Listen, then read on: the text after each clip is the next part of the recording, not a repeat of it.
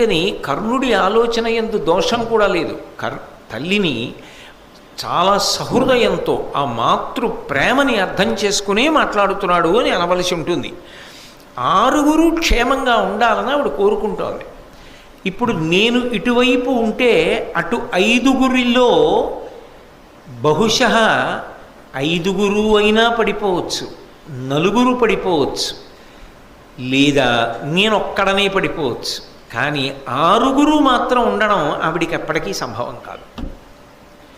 ఇటు తాను ఉన్నంతకాలం కుంతీదేవి ఆరుగురు బిడ్డల తల్లిగా కనీసం తన కొడుకని తెలియకపోయినా కళ్ళ ముందు చూసుకుంటోంది కదా.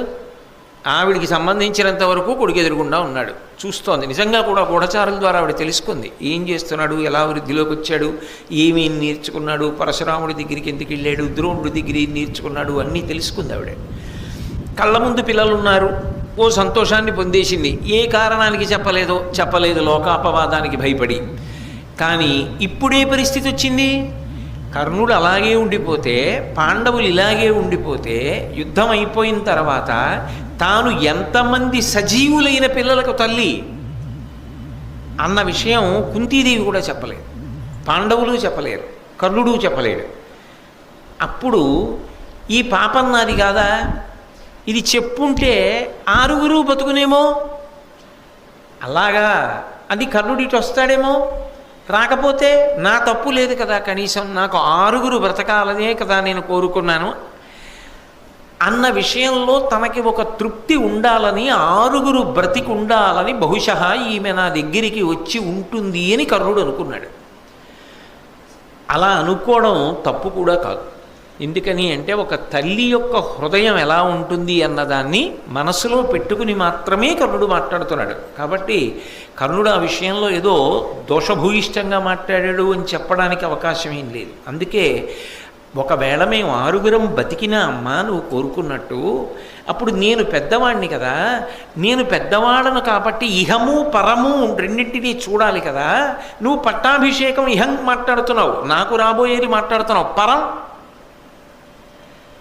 నాకు పరం ఎలా ఉంటుంది, మిత్రద్రోహం చేయలే ఆఖరి నిమిషంలో యుద్ధంలో, అప్పుడు నాకు ఇహమునందు రాజ్యవైభవం ఉంటుందేమో, శరీర పతనానంతరము నా పరిస్థితి. ఇప్పుడు రాజ్యం లేకపోయినా ఇహమునందు నేను పొందనిదేమిటి, దుర్యోధనుడు నాకు రాజ్యాభిషేకం చేశాడుగా, అంగరాజును అయ్యానుగా. అంగరాజునేమిటి ఇంచుమించు అర్ధసింహాసనం ఇచ్చి గౌరవించినంత గౌరవించాడుగా. దుర్యోధనుడి అంతేవాసిగా దుర్నిరీక్షుడని అయ్యానుగా. ఇంకా ధర్మరాజు గారు వాళ్ళు 12 ఏళ్ళ అరణ్యవాసం, 1 ఏడాది అజ్ఞాతవాసం చేశానేమో, కానీ నీ చేసింది ఉంది రాచరికమేగా. పొందవలసిన రాజభోగాలన్నీ పొందానుగా. ఒకవేళ ఇప్పుడు యుద్ధానికి వచ్చాననుకో, చచ్చిపోయాననుకో, పాండవుల చేతిలో వీరస్వర్గాన్ని పొందుతాను. ఇప్పుడు నేను అలా దుర్యోధనుడి వైపు కాకుండా పాండవుల వైపుకి వచ్చాననుకో, పాండవుల వైపుకి వస్తే నాకు ఇహమునందు ఏమవుతుంది, పట్టాభిషేకం అవుతుంది అంటున్నావు. అప్పుడు ఏముంటుంది, రాచరికమే ఉంటుంది. నీ తినేది రాచకూడే, అనుభవించేది రాచభోగాలే.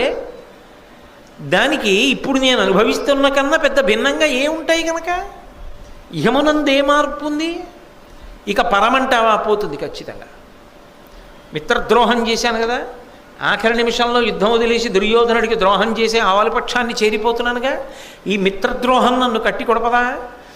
రాజుగా సింహాసనం మీద కూర్చుని ఎప్పుడో యుద్ధంలో కాకుండా అఖండ భూమండలానికి చక్రవర్తిని అవుతాను.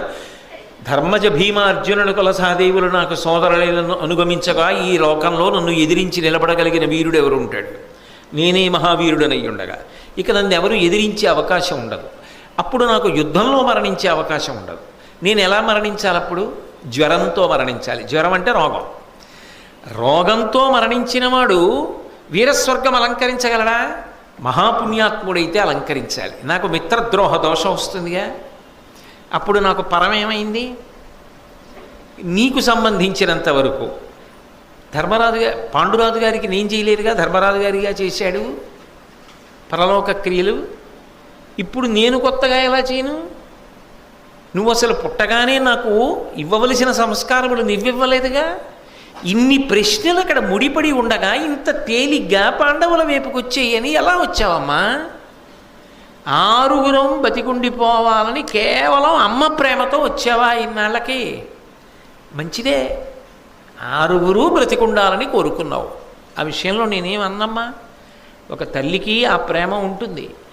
కానీ నువ్వు అడిగినా నాకు మనసులో అలా ఉండాలని ఉన్నా ఇప్పుడు ఇక చేయి దాటిపోయిందిగా, ఇప్పుడు ఇంకా అలా కలవలేనుగా, ధర్మం అడ్డొస్తోందిగా. కాబట్టి ఇహపరములకు పనికిరాని ఈ ప్రతిపాదన దేనికమ్మా? ఎలా సాధ్యం? విజయ విక్రమంబు విఖ్యాతమయ్యుండ నేను కుంతి కొడుక భానుజుండననుచు అతని కూడా నరిగిన అతనికి వెరచిపోయినరే వేయునేల. లోకంలో అందరికీ తెలుసు నాకు అర్జునుడికి స్పర్ధ ఉన్నది అని. అందరికీ తెలుసు కురుక్షేత్రంలో దుర్యోధనుడు నన్ను నమ్ముకునే యుద్ధానికి వస్తున్నాడు, నేనే అర్జునుడితో యుద్ధం చేస్తాను అని. ఇప్పుడు నేను యుద్ధం మానేసి నేను కుంతీదేవి కొడుకుంటా, నిన్ననే చెప్పారు ఆవిడే, నేను సూర్యుడి కొడుకుంటా, నిన్ననే చెప్పాడు సూర్యమండలం నుంచి, ఒరే మీ అమ్మ చెప్పింది సత్యమేరా అని, అందుకని పాండవుల వైపుకి వెళ్ళిపోతున్నాను అని నేనంటే లోకమంతా ఏమంటుంది? అర్జునుడితో యుద్ధం ఇప్పుడు తాడో పేడో, మన్నుటయో మరణించుటయో, ఈ స్థితిని ఎదుర్కొనలేక పిరికి పందయి మిత్రద్రోహం చేసైనా ప్రాణాలు నిలబెట్టుకోవడానికి అర్జున పక్షాన చేరిపోయాడు కర్ణుడని అనదా? లోకమంతా నింద చేస్తే అది అపకీర్తి కాదా? ఇంత అపకీర్తి మూట కట్టుకున్న నాకెందుకమ్మా పట్టాభిషేకం? దానివల్ల ఏమిటి కలిసి వస్తుంది? నాకొద్దు. అందుకని అది సాధ్యపడదు. నువ్వు అడిగిన మాట నేను అంగీకరించలేకపోవడానికి ఇన్ని కారణాలు ఉన్నాయి. ఇంత అపకీర్తిని నేను పొందలేను. అంటే అందులోనే మీరు ఒక విషయాన్ని ఆలోచించండి. కుంతీదేవి ముందెందుకు చెప్పలా? కన్యాగర్భం అపకీర్తి వస్తుందనేనా? అపకీర్తిని భరించడానికి నీకున్న భయం నీకే కొడుకునేను నాకుండదా? తల్లిపోలికి ఉండదా ఆ విషయంలో? సూర్యుడి నాళ్ళు ఎందుకు చెప్పలా? ఆయన అందుకేగా చెప్పలా. నీకే అపకీర్తి వస్తుందో అని చెప్పలేదో, తనకు అపకీర్తి వస్తుందని చెప్పలేదో, మొత్తం మీద చెప్పలేదుగా. అపకీర్తికి భయపడడం నా తల్లిదండ్రుల లక్షణం అమ్మా. మీ కొడుకుని నాకు అదే ఉంటుందిగా అమ్మా. మీరు ఒకప్పుడు చెప్పలేదు, నాకిప్పుడు చెప్పినా అక్కర్లేదు, కాబట్టి ఎలా పొసగుతుంది? అది వేళ దాటిపోయిందిగా. అది ఇంకా మళ్ళీ నోటితో అనాలా? స్పష్టంగా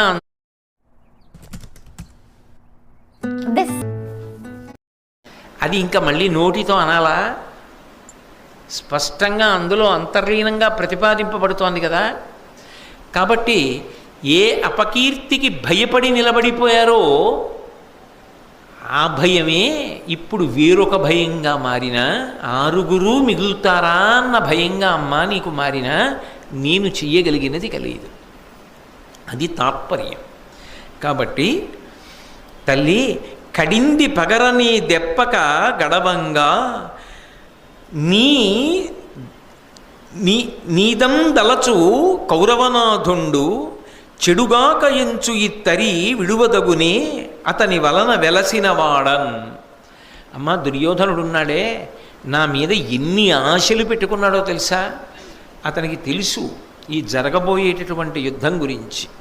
అర్జునుడి యొక్క పౌరుష ప్రతాపాలు, ధర్మరాజు గారి యొక్క ధార్మిక నిష్ఠ, భీముని యొక్క గదాయుద్ధ కౌశలము, నకుల సహదేవుల యొక్క పౌరుష పరాక్రమాలు, దృష్టజ్యుమ్నుడి యొక్క జనన విశేషము, ద్రుపదుడు చేసినటువంటి యజ్ఞము, శ్రీకృష్ణ పరమాత్మ యొక్క అండ, ఇవేవీ తెలియనటువంటి వాడు కాడు దుర్యోధనుడు. తెలిసి కడింది పగరనేదెప్పక కడవంగా, ఆ యుద్ధమనేటటువంటి మహాసముద్రం, ఆ సముద్రంలోకి దీవుకి ఈదడం మొదలుపెట్టిన తర్వాత చేతులతో ఈదినవాడు గట్టు చేరడం. కానీ ఒక పడవ ఉందనుకోండి, ఒక ఓడ ఉందనుకోండి, వాడికి ఆశ ఉంటుంది. వాడు మాత్రం అవతల గట్టుకి ఎడతానన్న ఆశతోనే ఓడెక్కుతాడు. ఓడెక్కిన వాడు వస్తానో రానో చెప్పలేనో అని చెయ్యి ఊపడవు. అవతల దేశానికి తప్పకుండా చేరుతాను, మళ్ళీ వస్తానని నమ్మకం. ఎందుకంటే నౌకతో వెడుతున్నాడు. అదే కానీ సముద్రంలో దూకి అవతల దేశానికి ఈదుకుంటూ పెడతానన్నవాడు ఖచ్చితంగా చెయ్యూపి అక్కడికి వెళ్ళిపోతానని చెప్పడం సాధ్యం అవుతుందా? అవదు.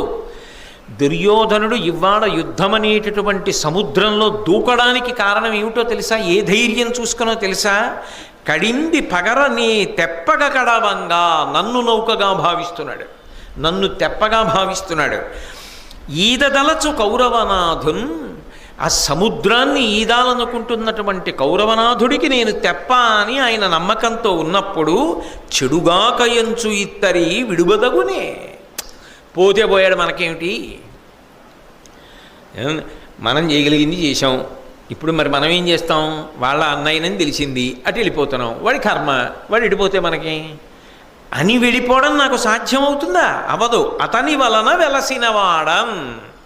ఇవాళ కర్ణుడు అన్న పేరుకి ఇంత గౌరవం ఉందంటే, ఇంత ప్రఖ్యాతి ఉందంటే, ఇంతమంది భయపడతారంటే, ఈ పేరు, ఈ ప్రఖ్యాతి ఇవన్నీ రావడానికి కారణము ఆ దుర్యోధనుడు. అటువంటి వాణ్ణ మిత్రద్రోహం చేసి నేను సముద్రంలో ముంచేసి వెళ్ళిపోవడం సాధ్యమవుతుందా? నేను అలా